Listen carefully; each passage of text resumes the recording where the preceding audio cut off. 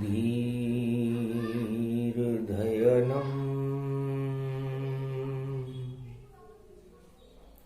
श्रवणपटे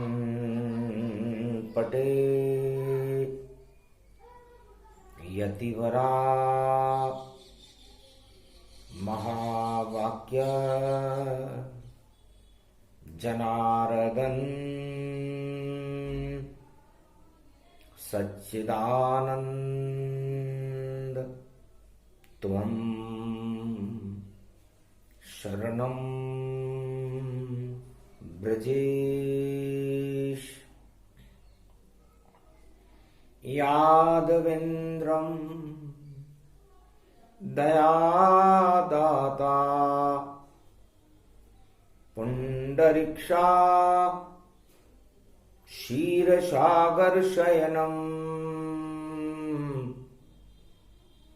कमलनयनं नमस्तुते नमामि श्रीहरि। धैर्य से जिसको धारण किया जाता है,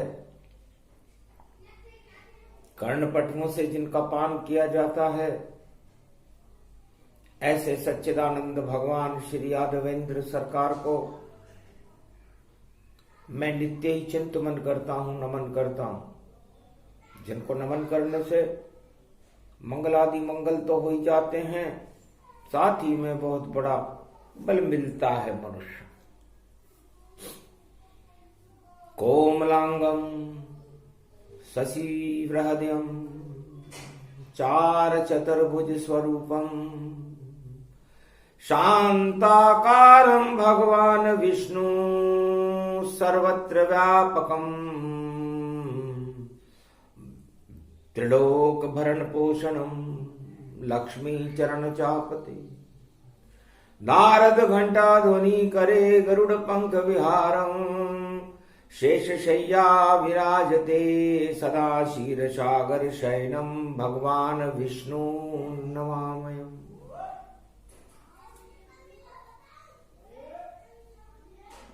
भगवान शंकर से उमा जी ने पूछा, महाराज परम शांति कहां मिलती है, कैसे उत्पन्न होती है? भगवान का स्वरूप क्या है?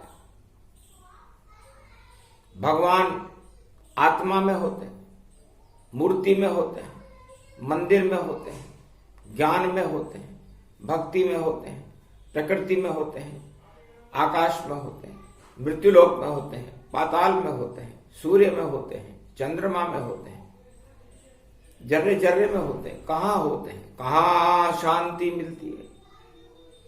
कहाँ मिले भगवान? घोर कलयुग में दीजिए हमको भी कुछ ज्ञान। कलयुग केवल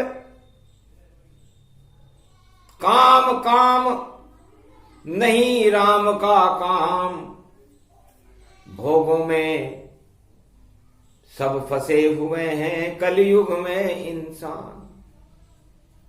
घोर अशांति के बादल देखो कलयुग मंडराते हैं, कोई भी सुखी नहीं राजा प्रजा ये कलयुग में हम पाते हैं। महाराज ब्रह्मा ने ये कलयुग में कैसी सृष्टि रची जिसमें न राजा सुखी है न प्रजा सुखी है। सारा मृत्युलोक, संपूर्ण विश्व दुखों के समुद्र में गोते लगा रहा है। भंवर में फंस गई नाव जगत की, कौन बचाने वाला है? सब भोगों में फंसे हुए ये कलयुग कितना काला है। तो यहां पर परम शांति कैसे मिले? तब कहा उदय हो ज्ञान जब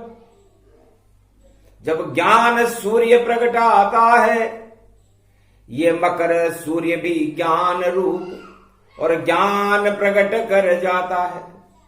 तो ज्ञान से हटता है घमंड और ज्ञान ही भंवर से नाव बचाता है। और ज्ञान गुरु के पास रहे, ये चारों युग में वेद व्यास बतलाता है। वेद व्यास जी ने उमा जी 4 वेद 6 शास्त्र 18 पुराण लिखे।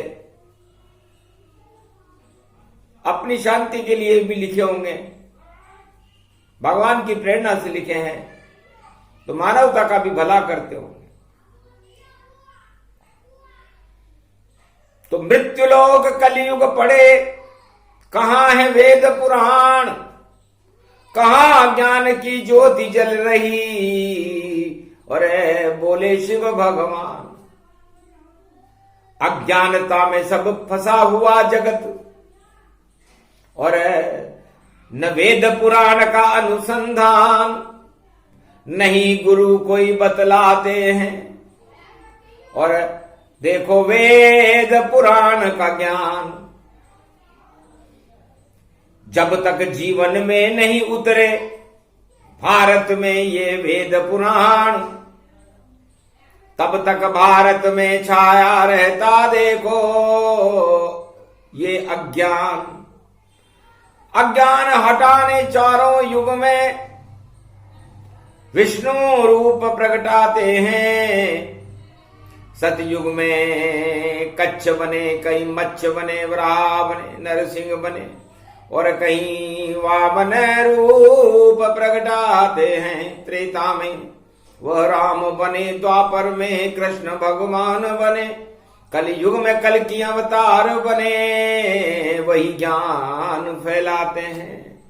बाकी राजा जितने जगत के सब भोग रहे हैं भोग, नहीं उन्हें ईश्वर का पता, नहीं पता क्या योग, न उन्हें अपनी सत्ता का समय पता है कि कितने समय तक रहेगी, न उन्हें भगवान के बारे में कोई जानकारी है,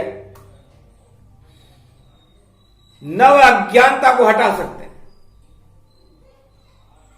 तो अज्ञानता को हटाने के लिए माघ का महीना है, शुक्रवार है, सप्तमी रूप अखंड गति जाना, और शुक्र रूप लक्ष्मी का माना। तो लक्ष्मी जिसके पास हो वह अशांत हो जाए। पूरे त्रिलोक में एक ही विष्णु जो कभी अशांत नहीं पाए। उमा, मैं भी तीसरा नेत्र खोल देता हूं, आप शिव शक्ति हो। ब्रह्मा भी श्राप शक्ति से प्रलय कर देते, लेकिन भगवान विष्णु जिनके पास लक्ष्मी, असली लक्ष्मी उनके पास है। नकली तो घर घर में है भाई, नकली राज और ताज बने, नकली सिक्के, नकली कागज और नकली धन और धाम बने। ये सब लक्ष्मी तो नकली है, असली का यहां नहीं काम बने। असली लक्ष्मी तो नारायण बैकुंठ धाम गुणगान बने। असली लक्ष्मी को केवल न ब्रह्मा प्राप्त कर सकते, न शिव प्राप्त कर सकते, वो तो भगवान विष्णु ने समुद्र में से प्रकट होकर निकली लक्ष्मी अपने आप भगवान विष्णु के पास पहुंच गई। फिर भी वहां शांति है। शांताकार में विष्णु कल्प की ये कथा सुने सुनाए कोय, और जितने भी मन में भ्रम हो एक पल में क्षय होए, और शांति उत्पन्न होती। और यही विष्णु का काम, चारों युग में भारत में आते हैं भगवान। ये भवन विष्णु जानिए, भारत ही इसका नाम है। बैकुंठ के बाद में भारत ही भवन भगवान है। ये भारत भगवान का दूसरा भवन है। अब ये राजा अपनी सत्ता के क्यों चिपकते हैं? हर धनवान अपने धन के क्यों चिपकता है? हर इंसान अपनी स्त्री और पुत्र और परिवार के क्यों चिपकता है? ये चिपकना तो सबको आता है, लेकिन उस चिपकने से छूटना किसी को नहीं आता, न किसी ने बताया। लो चलो बैकुंठ कल्प में अब, और विष्णु कल्प सुनाता हूं। पूरे ही माघ महीने में मैं विष्णु गुणगान ही गाता हूं, क्योंकि मुझको विष्णु अच्छे लगे। और वही शांताकार सारे त्रिलोक में जितनी वस्तुएं भोग सभी बेकार, सत्ता भी बेकार है और धन भी सब बेकार। गर नहीं शांति हो पंच तत्व में तो बहन भक्ति की धार। तो जिसको भक्ति मिल जाए और मिल जाए सत्संग, वही सर्वश्रेष्ठ मृत्युलोक में राम कृपा के संग, वही उसी को राम कृपा मिलती है जिसको सत्संग मिल जाए। जब सत्संग मिल जाता है तो भगवान की कृपा हो जाती है और सारे भोगों से, इस चुंबक से, गुरुत्वाकर्षण से, मृत्युलोक से छूट करके परमात्मा में विलीन हो जाता है। उसे शांताकार हम कहते हैं। तो आत्मा में शांति की जरूरत है। और शांताकारम भगवान विष्णु ही क्यों बने? किसने किया परीक्षण उनका, उसका भेद बताते हैं। किसकी ताकत है इतनी जो करे परीक्षण पाते हैं। भृगु ऋषि जिनका नाम था और किया परीक्षण चुपचाप। अणु बम का भी परीक्षण होता है और भगवान विष्णु भी शांति के अणुबम है। उनका परीक्षण भृगु ऋषि ने किया, जिन्हें एक पल में क्रोध आ जाता है। आज शुक्रवार का दिन है तो चुपचाप पहुंच गए बैकुंठन में और विष्णु किया प्रणाम और स्तुति करने लगे विष्णु की और कर दिया अपना काम। एक लात छाती पर मारी, पर विष्णु हंसे चरण पकड़ारी। भृगु के चरणों का चुंबन किया और धीरे धीरे सहलाए। धन्य धन्य भाग विष्णु के जो चरण वनस्थल पाए। भृगु वनस्थले। महर्षि भृगु, बैकुंठ में आपका अभिनंदन है। आपने अपनी सारी शक्ति जो आपके चरणों में थी मेरे हृदय पर अंकित कर दी। गदगद हो गए विष्णु और चरण वनस्थल पाए। एक भी ऐसा संत नहीं जिसने अपने चरण विष्णु छुआए। विष्णु के चरणों को तो सबने छुआ उमा जी, लेकिन विष्णु के हृदय पर अपने चरणों की छाप छोड़ने वाले एक संत थे, तो उनका नाम था भृगु ऋषि। ये विष्णु कल्प की पावन कथा सुने सुनाए को होए।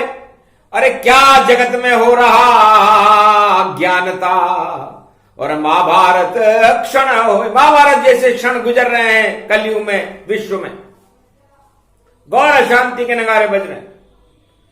इसलिए भगवान शंकर को विष्णु कल्प पढ़ना पड़ रहा है, वरना तीसरा नेत्र खोल सकते हैं और तीसरा नेत्र खुलने के बाद प्रलय हो जाता है। कामदेव को भस्म कर दिया और तब आई थी बसंत।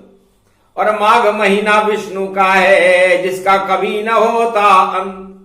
ज्ञान का कभी अंत होता है क्या उमा? न शिव का अंत होता। जगत गुरु है, आद्य गुरु है ब्रह्मा। श्रुतियों में वाणी का प्रवचन करते रहते हैं, श्रुतियों में भी वेद पढ़ते हैं। ब्रह्मा का अंत नहीं हो सकता, सृष्टि का अंत कई बार होता है। और भगवान विष्णु तो शांताकारम है, उनका अंत कौन कर सकता है? वो तो अनंत है।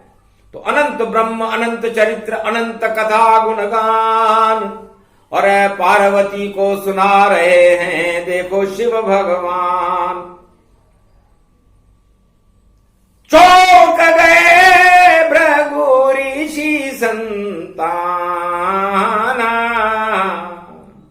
और लात खाके भी हंसे विष्णु भगवान।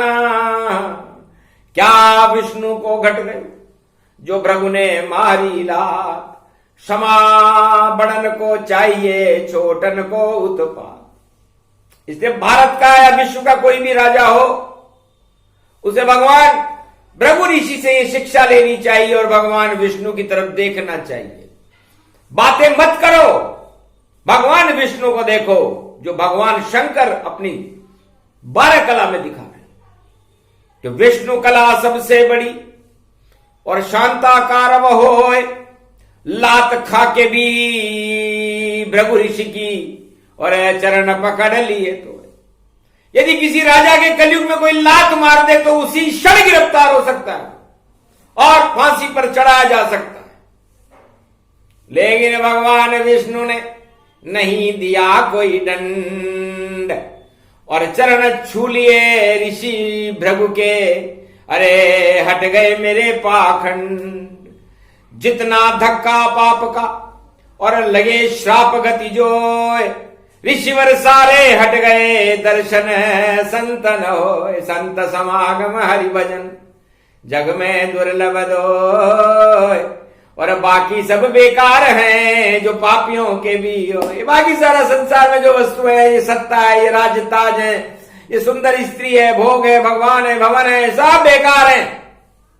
भगवान विष्णु ने कहा संतों का समागम हुआ, उनके चरणों का मेरे हृदय पर स्पर्श हुआ, मैंने उनके चरणों का पखारण किया, इससे बड़ा सौभाग्य और क्या हो सकता। तब सुना दिया फैसला भृगु ऋषि ने, महाराज गलती मुझसे ही हुई।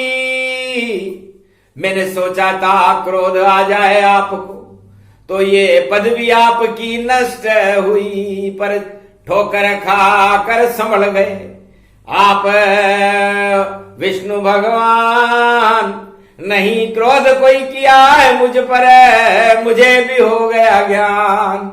मुझको तो पल पल में क्रोध और देखो हर पल आता है, इस कारण किया परीक्षण नारायण और शांति रूप प्रगट आता। मेरे तो पांव शीतल हो गए, मेरा क्रोध जाता रहा। ये कौन सी कला है आप में? तब विष्णु हंसने लगे, हुआ परीक्षण पूर्ण, शांति के अवतार हो आप अनंत स्वरूप। आप वास्तव में भगवान विष्णु, सारे जहर को आप पी सकते हो। भगवान शिव भी अपना तीसरा नेत्र खोल सकते हैं जो नीलकंठ है, लेकिन आप अमृतमय। इसीलिए ये क्षीर सागर है, यहां पर विष का क्या काम, ईर्ष्या का क्या काम, छल कपट पाखंड का क्या काम। और लक्ष्मी आपके पास शोभायमान है। महाराज ये दूसरा परीक्षण मैंने आपका किया कि लक्ष्मी को पाकर सारे राजा अशांत हैं इस समय कलयुग में, सोच रहे हमारी सत्ता कैसे हमें मिले। ये सत्ता छूटनी नहीं चाहिए, चाहे सबको गिरफ्तार कर लो, कुछ भी कर लो, अणुबम फेंक दो, युद्ध कर लो, जैसा करना हो कर लो, सारे कानून बना दो, लेकिन हमारी सत्ता बची रहे। हंसी आती है कलयुग के राजाओं की ये देख चाल, लगता है भैया कोई न सके अब उनकी सत्ता। टले टाल टल टले टाल भाई, टले टाल भाई, टल टल टल टल जाएगी, नहीं अटल ये कुर्सी भैया, और किस्मत से मिल पाएगी। ऐसे जोड़ तोड़ से भैया कुर्सी कभी न मिलती है, बोले भृगु ऋषि शुक्रवार को, और भूत भविष्य में दिखती है राजाओं कलयुग के एक भगवान विष्णु है जो लक्ष्मी को प्राप्त करके भी गौरवान्वित हैं, शांति का स्वरूप है, और लक्ष्मी मैया उनके चरणों का चापन करती है। नहीं दिया वामांग में लक्ष्मी को स्थान, सामने बैठ के चरण चाप लो यही तुम्हारा काम। सब लक्ष्मी को अपनी तिजोरी में भरते हैं, अपने गले से लगाते हैं, बड़ा घमंड करते हैं राजा कलयुग के भी कि हमारे पास कुबेरपतियों का एक समूह है जो हम जो चाहे कर दें। और भगवान विष्णु को घमंडी नहीं है, लक्ष्मी उनके चरण चापती रहती हैं, वो उसको देखते भी नहीं है। तो ये भगवान विष्णु से शिक्षा लो राजाओं कि आप कौन सी लक्ष्मी के घमंड में हो। नकली लक्ष्मी है तुम्हारे पास, नकली कुबेरपति है तुम्हारे पास, नकली जोड़ तोड़ है। असली जोड़ तोड़ कहीं न होता तोड़। अरे छोड़ जोड़ तोड़ और विष्णु शरण में दौड़, राजा विष्णु शरण में दौड़, तब आएगा तुझको ज्ञान, वरना अज्ञान सब भरा हुआ है, भरा जगत में जान। सारे राजा कुर्सी चिपके ऐसा कलयुग मान। तो भगवान विष्णु ही शांता कारण है। कलयुग का कोई भी राजा किसी भी देश में हो अशांता कारण है, और शांति को फैलाने की जगह शांति फैलाता है। ये गर्व से कहा भृगु ऋषि ने, देख कुंडली जान, अस्थिर है शुक्रवार और पड़ी सप्तमी आन। सत्ता और सप्तमी, तो सत्ता तो नारायण की कृपा से मिलती है भैया, जोड़ तोड़ से नहीं मिले। और नहीं कानून दिखाए, अरे कुछ भी कर लो राजाओं पर, सत्ता हाथ से जाए तो हाथ से जाती है भैया वो सत्ता जो ज्यादा जोड़ तोड़ करती है, ज्यादा कानून बताती है और ज्यादा क्रोध करती है, अज्ञानता को फैलाती है। क्योंकि तीनों जगत गुरु ब्रह्मा विष्णु महेश ज्ञान का प्रसारण करते हैं। तो राजाओं आप भी तो राजा हो, इनसे क्यों नहीं सीखा आपने कि ब्रह्मा क्या करता है, विष्णु क्या करता है और शिव क्या करता है। ये तीनों ज्ञान के आधार स्तंभ हैं, और ये भारत एक ज्ञान व्यापी स्वरूप है। और ज्ञान वापी में भी पूजन, और व्यास कृपा से शुरू हुआ, और व्यास रूप गति व्यापक गति, और ज्ञान बिंदु यहां प्रकट हुआ। तो काशी विश्वनाथ गति जाना, कामना शीतल करे भगवाना। तो भगवान शंकर ने उमा जी से कहा कि मैं भी काशी बनूंगा और ज्ञान की काशी बनूंगा, अज्ञान की नहीं। तब उमा जी ने कहा महाराज कैलाश बुरा लग रहा है क्या कि कैलाश तो हमारा घर है उमा, पर शीतलता मैंने विष्णु से सीखी, और लात पड़ी जब भृगु ऋषि की तब नहीं क्रोध की झलक देखी। तो वही शांति मिलेगी मुझको। अरे लाओ मेरा त्रिशूल, मैं भी काशी बसाऊंगा त्रिशूल पर, और नहीं करूं ये भूल। मैं कभी कभी तीसरा नेत्र खोल देता हूं। तो ये त्रिशूल तीन जगत गुरुओं की शक्ति है उमा जी, ब्रह्मा विष्णु महेश, ये तीन।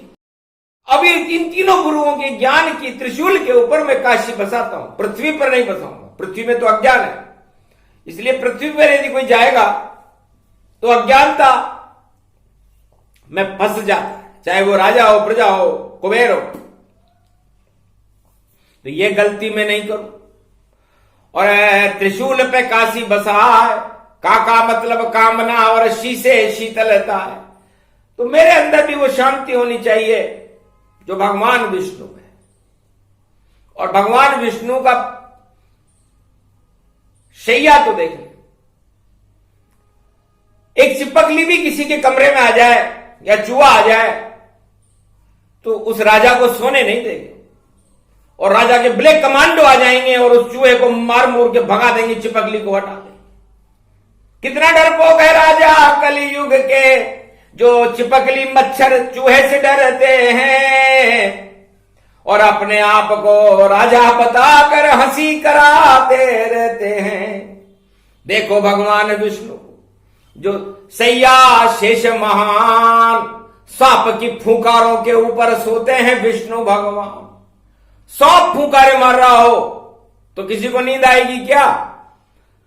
मेरे गले में भी सांप फूंकार मारता है, और मैं भगवान राम जो लला है मेरे इष्ट देव में, मैं उनकी भक्ति में मस्त रहता हूं। फूंकारे मार तो मार, कुछ भी कर। और भगवान राम के आगे सांप की फूंकारे चलती नहीं। बासुकी नाग है मेरे गले में, और शेष नाग पर सोने वाले भगवान विष्णु तो फूंकारों के मध्य में ही अपनी दिनचर्या व्यतीत करते हैं। उनको कोई थरथरा भी नहीं आता। और दूध की थर के ऊपर सोते हैं क्षीर सागर। कितनी कोमल सैया उनकी, कितना कोमल है ये शेष। उस सैया पर सोते नारायण भैया, देखो उनका वेश। फिर भी शांताकार में उनको सारा त्रिलोक ही कहता है। इस कारण ये शंभु भी वही काशी में अब रहता है। जो काशी में आवे आत्मा सब शीतल हो जाती है, और अंत समय में ईश्वर की और कृपा उन्हें मिल जाती है। तो ईश्वर कृपा सबसे बड़ी, विष्णु कल्प का पाठ। राजताज में क्या रखा है, शीतल बनो सब आप। भगवान विष्णु की तरह शीतलता भारत के सवा अरब नागरिकों में होना चाहिए, क्योंकि 13 अणु होते हैं भारत में, और 12 कला अवतार राम जी हैं, 12 रुद्र मेरे हैं, 12 ज्योतिर्लिंग है मेरे, और 13वां जो स्वरूप होता है त्रयोदशी, वो मैं स्वयं ही हूं। शिवरात्रि मनती है। तो 13 अणु भारत बने, कंकर कंकर शंकर हैं। रज रज में राम यहां प्रकट हुए, देखो कितना भारत सुंदर है। तो कोई भी राजा इसको जगत गुरु और नहीं घोषणा पाए। कोई मंदिर की घोषणा करता है, कोई काय की घोषणा करता है, पर किसी भी राजा ने यह घोषणा नहीं किया आज तक।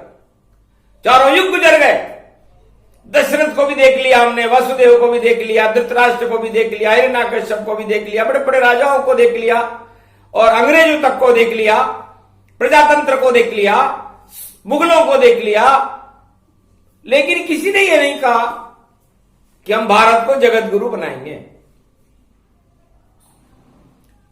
और जगत गुरु बनाना किसी को आता नहीं है, क्योंकि जगत गुरु बनाया नहीं जाता। जगत गुरु तो अपने आप बने बनाए होते हैं, ब्रह्मा विष्णु महेश और भगवान कृष्ण, ये जगत गुरु हैं, और ये अपने आप बनकर आ जाते हैं। इसलिए राजा कैसे करे घोषणा, कैसे भारत जगत गुरु बने, और जिस दिन भारत बने जगत गुरु, भाग भारत के जगे जगे। तो कलयुग में हमको विष्णु को कल की अवतार बनाना है, और जगत गुरु भारत को बनाए, शांति यहां प्रगटाना है। अज्ञानता की सत्ताएं सब, और देखो भोगों में फंसी हुई इन सारी बेकार सी सत्ताओं को, और ज्ञान से हमें हटाना है। अज्ञान चढ़ा इन पे मद का, और तानाशाह दिखाते हैं, और भगवान के बराबर अपने को, और देखो खड़ा ये पाते हैं। भगवान के चरणों की धूल भी नहीं, और नहीं इनमें कोई ज्ञान, घन घमंड में घूम रहे हैं कलयुग में सब जितने भी राजा हैं कलयुग में घन घमंड में मस्त हैं, उन्हें कोई मतलब नहीं। उनको तो प्रचार प्रसार मिले, बस यही प्रसाद उनको चाहिए। पर नारायण को तो खीर का दोना और अर्पित करना ही चाहिए। तो सप्तमी रूप अखंड माघ महीना जान, साबुदाने की खीर ज्ञान की, और लाओ उमा अतिमान, सोने के कटोरे में लेके आओ, यही अर्पित करेंगे उनको। और यही है क्षीर का सागर, और मान सरोवर झील बनी है, देखो इसकी गागर। तो मान सरोवर झील को मैं भी खीर बनाऊं, और खीर सागर में देखो भैया, और विष्णु रूप दिखाऊं। तो भगवान विष्णु शांति का क्षीर सागर क्यों है उमा, ये उनके स्वरूप में देखो, उनकी नाभि में देखो, उनकी चक्षुओं में देखो, उनके पुरुषार्थ में देखो। 4 चतुर्भुज रूप, शंख चक्र गदा पद्म। इनका तो उपयोग वो करते ही नहीं, और देखो भक्ति भरते हैं। और दोनों जगत गुरु देखो उनकी नाभि में रहते हैं। एक कमल खिलता है नाभि में, उसमें शिव शंकर बसते हैं, ऊपर वेद पाठ ब्रह्मा उस क्षीर सागर में करते हैं। तो वहां वेद के पाठ हैं, श्रुतियां प्रगट अपार, और शिव का वहां पर ज्ञान है, ज्ञान व्यापी भंडार। ज्ञान व्यापी भंडार भगवान विष्णु का क्षीर सागर में रहता है। ये विष्णु कल्प की वाणी है, वाणी ब्रह्माणी वाणी है। और क्या क्या होता है इसमें, ये शांति स्वरूप भवानी है। तो विष्णु से सीखो राजाओं ये शांति का ज्ञान, और ईर्ष्या कपट छल पाखंड दंड में और नहीं रहते भगवान। छल कपट प्रपंच रखने वाला वह खुद मुझसे शर्माता है, आना तो यहां तक दूर रहा पहले ही नष्ट हो जाता है। ऐसी शक्ति विष्णु भगवान की और जान सके नहीं कोई, जिन जानत जिन देत जनाई वह विष्णु ही हो। भगवान विष्णु तो जिनको जनाना चाहते हैं वही उनको जान पाते हैं। मैं भी 1.25 वर्ष की समाधि लगाता हूं, तब मुझे भगवान विष्णु की झलक दिखाई देती। भगवान ब्रह्मा श्रुतियों का वेद पाठ करते रहते हैं, तब जाकर के उनकी श्रुति में भगवान आते हैं। और इस समय वाणी कल्प में विष्णु कल्प चल रहा है, माघ का महीना है, वाणी में भी भगवान की झलक दिखाई दे रही है। सारा भारत जगत गुरु बनता हुआ दिखाई दे रहा है। कल की अवतार का दर्शन वाणी इस समय कर रही है, और शांति का क्षीर सागर भारत बना हुआ है। तो शीघ्र हटेगी अशांति, राज ताज गति बंद, और देखो आने वाले हैं भारत में बाल मुकुंद। तो ये नकली वस्तुएं सब जाने वाली है। कपूर गौरम करुणावतार। हे राजाओं ये राजताज कपूर की तरह है, कपूर की डली है, अपने आप उड़ जाएगी, तुम्हें पता ही नहीं चलेगा। तुम देख रहे हो सत्ता को, ये सत्ता तो ये कपूर बनी, और जला दिया शिव ने इसको, तो सत्ता तुमसे दूर गई। तो कपूर गौरम करुणावतारम संसार सारम भुजगेंद्रहारम सदा वसंतम हृदयारविंदे भवम भवानी सहितम नमामि। तो ये भुजगेंद्रहारम, तो भगवान विष्णु पापों को कपूर की तरह उड़ा देते हैं उमा, और दर्शन देने आ जाते हैं। शांति का क्षीर सागर है, इसलिए हमारा मंत्र है कपूर गौरम। अब इस कपूर पर गौर करना चाहिए भारत के राजाओं को, विश्व के राजाओं को, कि तुम्हारी हालत कैसी है। अरे कपूर की डली जैसी, और अपने आप उड़ जाए, और कुछ भी पता नहीं चले कहां कपूर गई जाए। तो छोड़ो घन घमंड तानाशाही, और ये करती सब नष्ट, शांति का क्षीर सागर बना दो भारत को। और नंदन कानन कल्प वृक्ष, ये भारत नंदन कानन है, भगवान की कल्पनाओं का वृक्ष है, जिसे कल्प वृक्ष कहते हैं। और उस कल्प वृक्ष की छाया में नारायण का प्रकाश रहता है।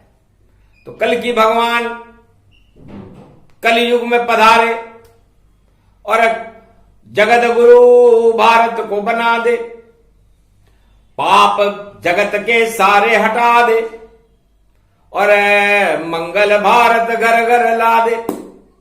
ऐसी सदी 21वीं होई, रोक सके नहीं राजा कोई। कितनी चाल चल लो राजाओं, सत्ता के आगे जा नहीं सकते। जैसे तालाब के मेंढक को बस सब कुछ तालाब ही लगता है। अरे तालाब से भी बड़ा महासागर जो मेंढक को नहीं दिखता है। कुएं का मेंढक कुएं को जाने, बेकुंठन समझान, सारे मेंढक कुएं के और नहीं मिले रे भगवान। तो कुर्सी कुआ मेंढक समाना, और इसमें नहीं होते भगवाना। कुएं से बाहर निकलो मेंढकों और घूमो धरती जाए, सागर तट पर मिले राम जी रामेश्वर थर पर। तो राम जी के दर्शन करने हो तो रामेश्वर के तट पर आ जाना। सागर के तट पर जब मेंढक आया तो लंका से एक मेंढक आया, फुद फुद फुद फुद खुद डर आया। हंसने लगे वहां राम जी, धन्य मेंढक तुम पाए, अरे लंका में सारे मेंढक हैं तुम एक अकेले आए। नाम विभीषण गति गन सारा, महाराज इच्छा हो दर्शन तुम्हारा। मेरी इच्छा थी महाराज, मैं तो शरणागत हूं। आप मेंढक बताओ, मक्खी बताओ, मच्छर बताओ, लात मारो, टाल दो, हटाओ, कुछ भी करो, पर मैं नहीं छोड़ू आपको। और देखा सागर रूप, लंका के कुएं में सत्ता में कैद था और बना मंडूक स्वरूप। मैं लंका के कुएं में, सोने के कुएं का मेंढक था महाराज। रावण की टर्राहट को सुन रहा था, मुझसे घबराहट थी वहां पर, लेकिन कृपा हुई हनुमान की और मुझको दिया निकाल। और दर्शन आपके हो गए, आप हो रूप विशाल। बस शरणागत में हो गया, छोड़ी लंक का राज। और अब तो शरण में आपकी कृपा करो महाराज। तो पूरी लंका में 1.25 लाख मेंढक थे। कुआं था लंका एक सोने का, महादेव ने बनाया था और सारे मेंढकों को एक जगह इकट्ठा कर दिया था। भगवान ऐसा ही करते। जब राम रावण की लड़ाई हुई तो सारे मेंढक लंका में थे, और जब द्वापर युग में भगवान कृष्ण ने महाभारत किया तो सारे मेंढक हस्तिनापुर में थे। विदेश का मेंढक भी बुला लिए थे। तो सारे मेंढकों का सफाया लंका में राम जी ने कर दिया और हस्तिनापुर में भगवान कृष्ण ने कर दिया। अब कलयुग के मेंढक हैं भारी, टर टर टर टर बोले सारी सारी टर्राहट हटे और घबराहट में ताय। घबरा कर कभी इधर भगे कभी उधर भग रहे ताय। कुआं न छोड़ा जाए उनसे और सबको कुएं में ला रहे होड़। कुएं में कूदो, हमारे साथ, हमारे कुएं में आओ, हमारे कुएं में आओ। तो कुआं छोड़ रहे सब मेंढक और भग रहे इधर उधर भारी। जोड़ तोड़ की कलयुग में भाई देखो चल रही तैयारी। विष्णु कल्प के पाठ में बता दिया सब ज्ञान। ज्ञान व्यापी में पूजन हो रहा, पूज रहे रे भगवान। तो ज्ञान व्यापी, तो ज्ञान आपकी आत्मा में हमें व्याप्त करना था। तो सारे भारत की आत्माओं में ज्ञान व्याप्त हो गया कि कुएं का मेंढक बनने से कोई फायदा नहीं है। क्षीर सागर के दर्शन करने से फायदा है, जहां शांति मिलती है, जहां नारायण हो। तो विष्णु कल्प के पाठ को और शिव ने दिया सुना, क्यों मेंढक बनते हो कुएं के और दर्शन करो भगवान। विष्णु भगवान के दर्शन करो। माघ का महीना, तो अर्जुन ने हस्तिनापुर में दर्शन किए। वो भी कुएं का मेंढक था, 12 साल तक अज्ञातवास में था, पता ही नहीं था उसे मैं जाऊं किधर। त्रेता युग में विभीषण को हुए, उसे पता ही नहीं था कि मैं जाऊं किधर। आखिर कुएं का मेंढक कुएं से बाहर निकला, राम जी मिल गए, पांडवों को भगवान कृष्ण मिल गए। अब कलयुग के इन कुएं के मेंढकों को कल की भगवान मिलेंगे। अब कल की भगवान की तलाश करो मेंढकों, क्योंकि मेंढक सारे आपके मैं जितना मद है आपका उसको ढक देंगे। उसे मेंढक कहते हैं। मेंढक कोई जंतु नहीं, उभयचर नहीं, आत्मचर बनो और आत्मचर करके आत्मा में भगवान के चरणों का ध्यान करो।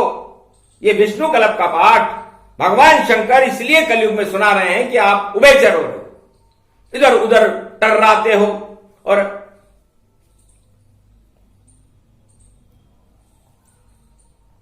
हाथ न देखो कुछ है, पावस देख श्री राम को कोयल साधे मौन। अब दादुर वक्ता भय हमको पूछत कौन। जैसे बरसात ऋतु में मेंढक टर्राने लग जाते हैं तो कोयल चुप हो जाती है, वही स्थिति कलयुग की है कि कोयल चुप है और मेंढक टर्रा रहे हैं। उनकी टर्राहट बेकार है, भगवान को नहीं स्वीकार है। बस वह तो चाहे मीठी वाणी जैसे कोयल बोल। मिश्री खाते हैं यदुनंदन और शबरी प्रेम के बोल। राम ने शबरी के प्रेम के बोल खाए और भगवान कृष्ण ने सुदामा के चावल खा लिए, मिश्री खा ली, माखन खा ली। इसलिए मिठास होना चाहिए। तो भारत में मिठास भरो, खटास हटाओ और नारायण की शांति के क्षीर सागर के दर्शन करो, जहां सबसे बड़ा घमंडी गरुड़ है, जो भगवान विष्णु का वाहन है, लेकिन 24 घंटे अपने पंख हिलाता रहता है। बताओ, घमंड के पंख हिलते हैं वहां, और देखो गरुड़ घमंडी है, फिर भी हवा क्षीर सागर में चल रही, देखो कितनी ठंडी है। तो घमंडियों को गरुड़ बना दे, वह विष्णु भगवान बार बार पंख हिलाता रहे, बस यही तेरा है काम। तो घमंडियों की हालत गरुड़ जैसी हो जाती है। काकभूषुंड से रामायण सुननी पड़ी थी घमंडी को। तो विष्णु का लोक तो देखो, और नारद पत्रकार की क्या हालत है। एक वीणा उनके हाथ में है और बारंबार सत्य बोले, श्रीमन नारायण नारायण नारायण, सत्य नारायण नारायण नारायण। तो पत्रकार सत्य बोले तो नारद जैसे है, असत्य बोले तो कुछ भी नहीं है। तो पत्रकार को देखो, भगवान बैकुंठ के एक ही पत्रकार है जिन्होंने कभी भगवान विष्णु की प्रशंसा नहीं की। वो राक्षसों के यहां भी जाते हैं, देवताओं के यहां भी जाते हैं, राजाओं के यहां भी जाते हैं, सबको केवल संदेश सुनाते हैं। और पत्रकार राजा की जय जयकार लगाते हैं, ये कैसा कलयुग कैसी लीला, अरे देखेंगे नहीं भाई विष्णु सुशीला।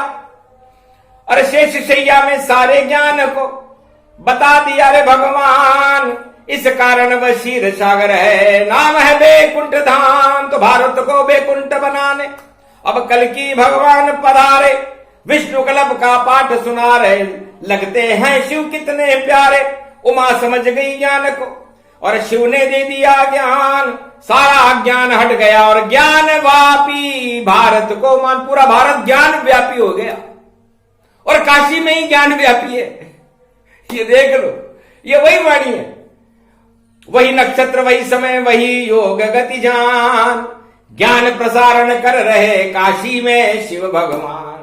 तो राजाओं सब सुन लो और इसको जीवन में उतारो सब, और अपने जीवन में बसंत और शांति को सब धारो। अब अशांति में क्या रखा है, इसको तो त्याग करो भैया, तब जाके बच पाएगी रे भाई इस भारत में तुम्हारी नैया। वरना नैया डूब डाब डब, कथा सत्यनारायण होय, लता पता सब हो जाएगा, पता चले नहीं कोई। ये प्रसंग पूरा हुआ, ज्ञान वापी प्रसंग, विष्णु कल्प का पाठ है और शांति के इसमें रंग। तो शांति का क्षीर सागर बने भारत, ये शिव ने दिया वरदान, भारत का कल्याण करे कलयुग में। देखो कल की भगवान, बोलो भारत माता, बोलो भगवान विष्णु क्षीर सागर शयनम की, महालक्ष्मी मैया, बोलो कैलाशपति भोलेनाथ की, बोलो उमा भगवती जगदम्बा की, बोलो काशीपति विश्वनाथ की, बोलो ज्ञान व्यापी स्वरूप की जय, आज के आनंद की जय।